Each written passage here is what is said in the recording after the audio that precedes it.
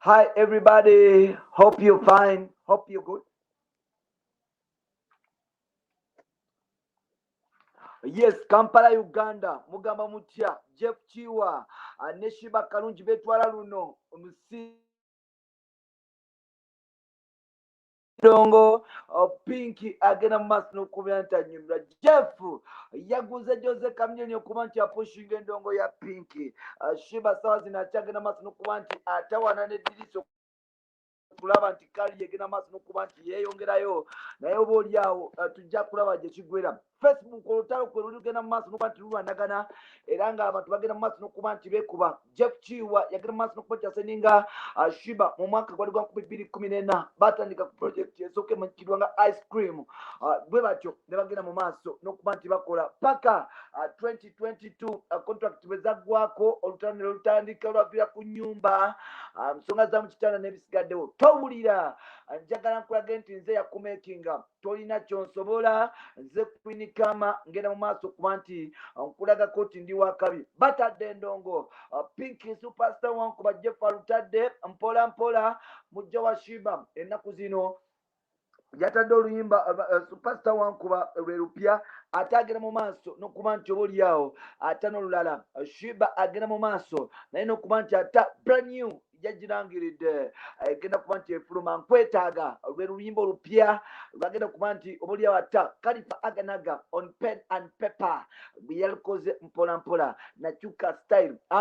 Jeff agamba nti Sheebah mulogo, Sheebah agamba Jeff mulogo. Soka tugendeko mu bulango bw'abakama baffe katono nnyo basponsa batutusizako video eno tukomewo nga tuli reloaded mpola mpola.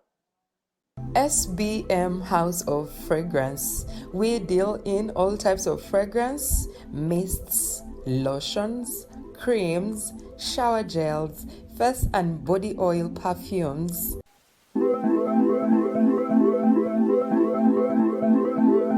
Contact us on 07043 00645 or 078 599 1435. We deliver to your place of convenience.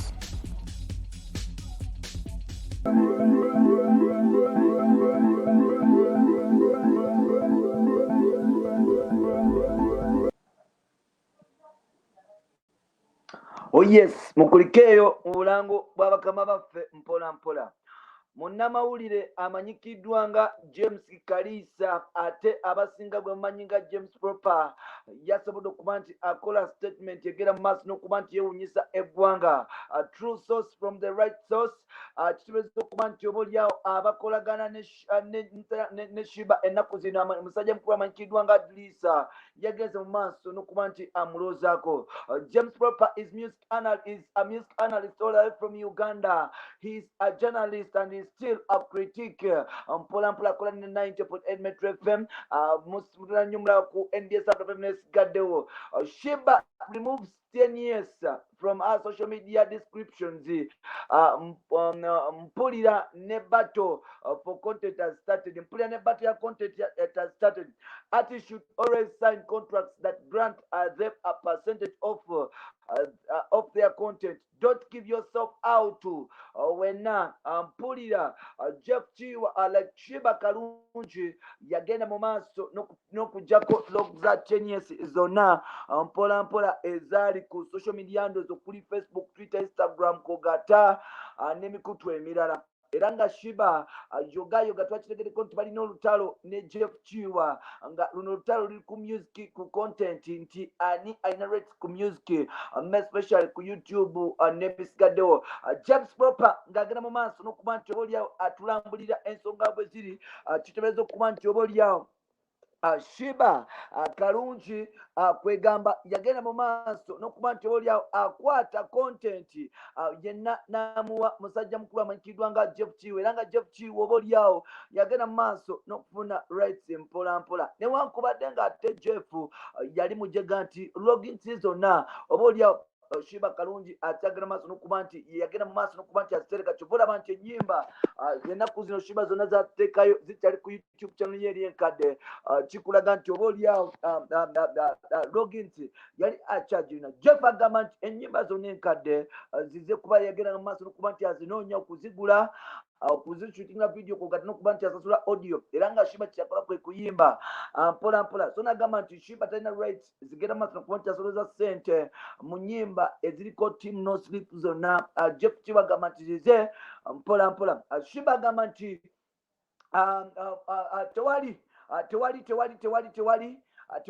tewali Jeff kyongamba content wange nze muyimbi wabigula naye era capital wamujjanga muze.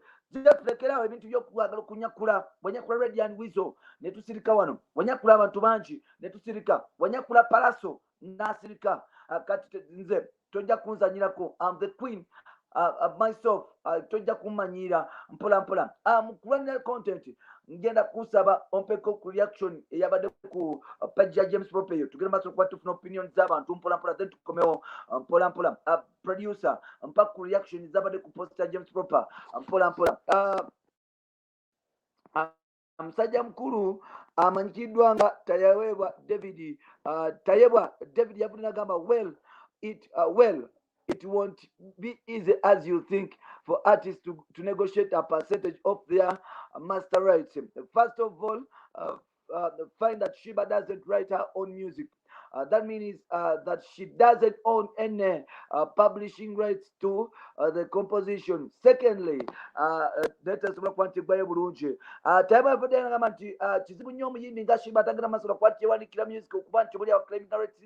First of all, Taina composition rights and Nyimba Gulangule. And so let's look at the Omusajja Jeff Kiwa yagenda maaso n'okuba nti agula ennyimba alina rights ezimanti oboolyawo zijjako Sheebah music we mpola mpola. But still Sheebah vocals ze zalimu mu luyimba rights tebazitunda bwezityo muganda wange. So lwekyo Sheebah still akyasobola okuba nti aclaiminga n'agamba nti oboolyawo content n'ekirala nti yali business y'abantu babiri.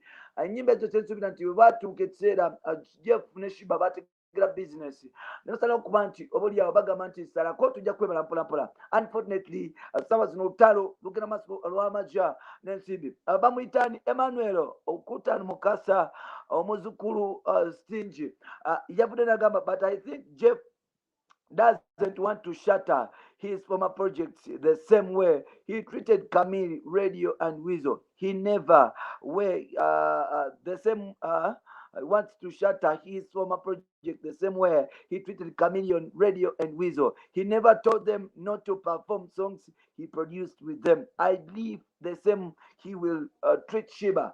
Ebiseera biri digital yali tenaba kuba nti ejja ate nga for your information Jeff Kiwa teyakolerako Chameleon nnyimba. Chameleon yali boss wa Jeff ate nga Radio and Weasel basobola okuba nti bakola maybe Radio and Weasel but still Radio and Weasel baali ba boss okujjako kye baatuuka nti Sheebah Jeff abadde boss ate nga tutukidde nti social media okuli Facebook okuli TikTok okuli YouTube Deezer Boomplay Tidal nesikadde zigenda maaso n'okuba nti zisasula. So n'olwekyo tajja kukkiriza kuba nti oboolyawo omusajja omukyala afuna akasente yekka okuva ku Tuniko oba district oba ku company yonna publishing gye bakozesa okuba nti bapublishinga content ono. So n'olwekyo nsuubira nti Jeff Kiwa tajja kuleka just Sheebah yadde nga Sheebah avudde n'agamba nti musajja gwe wantama nvaako olemera ku byange onemerako otya ndeka ntambule. Jovicat avudde n'agamba they are still that is why I'm still concentrating on Jamaican music these days.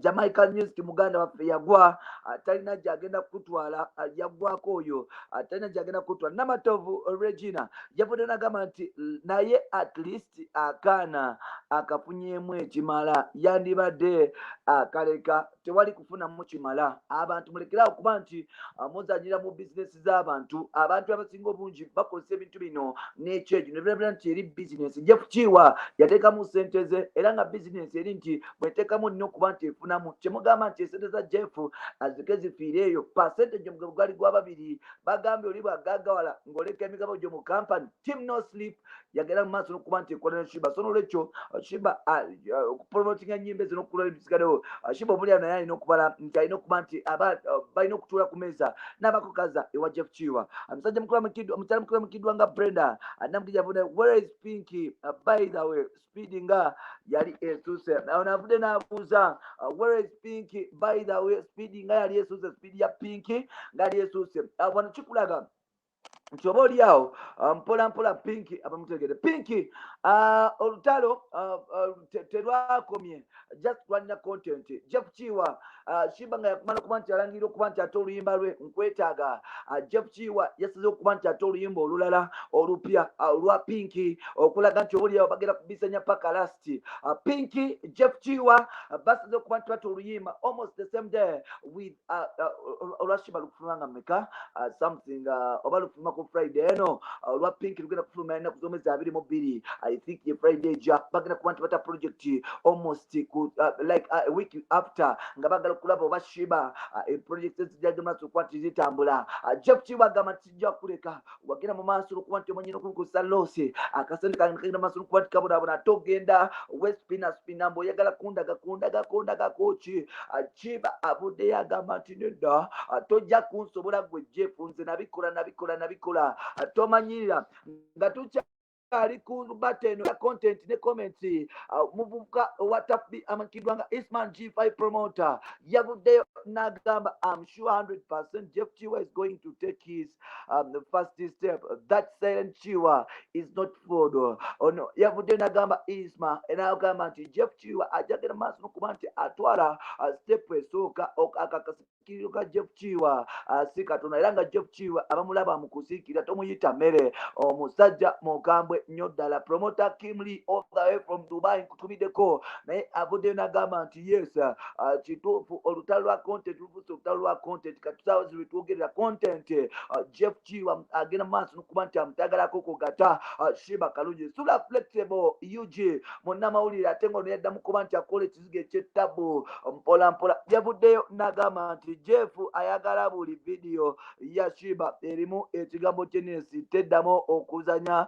kumpewo similar to what and events did to B2C after their battle, their bitter separation. Onowulira mpola agagenda mu nkubo kitebezo okuba nti musajja mukulu amanyikiddwa according to Sula Flexible no munnamawulire no mpola according to Sula avaayo atutegeeza nti Jeff Kiwa nabwe kityo teyagala luyimba lwonna lulimu team no sleep ugenda mu maaso okuzanya ku TV ne radio jukira kyekimu omuvubuka abavubuka B2C tebagwako bamala okuba nti bawukana ne under events bayagenda mu maaso n'okuba nti asuspending ennyimba zonna ezimu under events okuzanya ku radio kogata TV mpola onopulirira olutalo lugenda mu maaso mpola Sula Flexible how B2C retained their name I don't know how they slowly doing that mpola you that failed that they tried to a few ways but things failed so battle ekyagenda mu maaso we want to see who is going to win this battle Jeff and Sheebah this is the right time okuba nti mutula crown table mutule mutese musobole okuba nti obuliawo ebitubu bivaako entalo zaki Jeff kwata Sheebah kwata ya Jeff ogimuwe kubanga Jeff yateekamu amajeebi yaddala mpola ne mu mateeka kikulaga nti oba oliawo Jeff alina rights ezikasente temubeera just bintu byakwesudira munawe Sheebah gera maaso okuba nti okakkana oli bosi we yakukwata n'akuleeta ensi yatenema kuba nti okutegera bulungi nakuteekamu amajja ne mukwatagana mpola wabula ate wasaze okuba nti omusula onogenda ne diriisa kati saawa zino yali mu mitambo gya Jeff mpola simanyi diriisa oba emirimu gidatambula akayimba assalamu alaikum gezaako okuba nti kawuliza ku TV ne radio kakyaganya okuba nti katambula oba oliawo Sheebah ebintu kati bizibu. Jeff like Sheebah wetaga timu nediriisa timu esobola okuba nti ekuyambako, otherwise Jeff ajja bakuba endongo mulabe oyo ye Jeff Kiwa gwe batya takubye engoma yes takubye engoma wowe yakute Chameleone namwa video ya Pink. Chameleone nagiteka ku Instagram nagamba new talent loading. Chameleone nagiteka na studio apo nibatandika okugamba nti bwe aba legend agitaddeyo ani agana like mpola Jeff Kiwa akulaga nti atandise okuba nti traumatizinga Sheebah mpola awo nno ebintu byali biganye ne basobola okuba nti bagenda ku Dubai for holiday, basobola okuba nti oba oliawo bagonjoola ebintu okusobola okuba nti baddamu okuba nti bakola. Jeff basobola okuba nti bagenda ne Sheebah e Dubai ogezaako okuba nti basolovinga issues wabula byagaana nti Sheebah yagenda mu maaso nakwecyanga.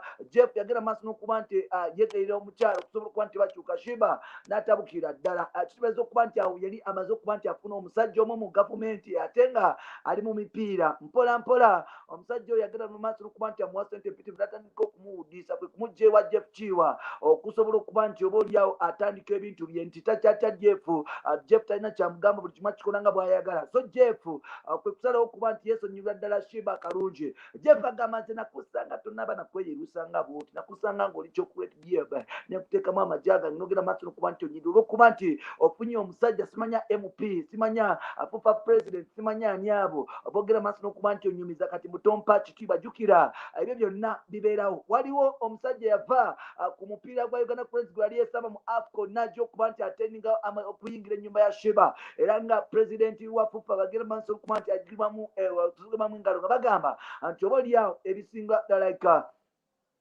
bwe yagenda mu maaso n'okuba nti awabya Sheebah yagenda mu maaso n'okuma Range Rover eya bbulaaka ekintu ekyavaako obuzibu olutalo ne lugenda mu maaso paka ssaawa zino Sheebah Jeff tebatereranga ngulu kugambye bakoze buli kimu ekisoboka kijaganye. Jeff yalese omwana mutonyo emyaka 17 mumpi alinga Juni akuba engoma bambi akuba engoma oyo Pink gwe mulaba asabula kwegamba yesaze okuba nti amurepressinga just ne Sheebah Karungi okumulagako nti I can make more stars. I made you. I can make other 1,000 stars. So let your respect put respect on my name, just like the way he used to say. I used to talk about Palazzo. Jeff Kiwa, Abunda Gamba to Sheebah. You have to put some respect on my name. If you do that, I will leave you. If you don't do that, I'm going to fight you. I'm going to break you. I'm going to crush you. Sheebah Gamba, I'm going to crush you too. I have the money. I'm the swagger mama. I'm beautiful. I'm famous than you. Yes, I'm recognized internationally. You're nothing. I'm going to show that I'm the best in this game. Queen Kama versus Jeff Kiwa. Chechidirira mpola jagamba bwente. Chimanyi bulungi obusungu sometimes zibuli akamagezi naye ngate kiba cha vunanyizibwa nyine mutula ne mwekakana ne mwewuliriza mpola nsubira okuba nti kukola makulu mwaligenze mu maaso n'okuba nti mwetereza n'okusobola okuba nti oba oliawo ebintu enyugu mugimalawo embiranye esobola okuba nti evaawo olwo nno musobola okuba nti mukakana ebintu by'okulwana tebikola makulu era mugende mu maaso n'okuba nti mukyusiza ddala mwebale kuba nti mutambula naffe omukutu guli Uganda Mukamooli kugera mu maaso n'okuba nti osubscribe nga tukobeewo nateera mu part 2. SBM House of Fragrance. We deal in all types of fragrance, mists, lotions, creams, shower gels, face and body oil perfumes.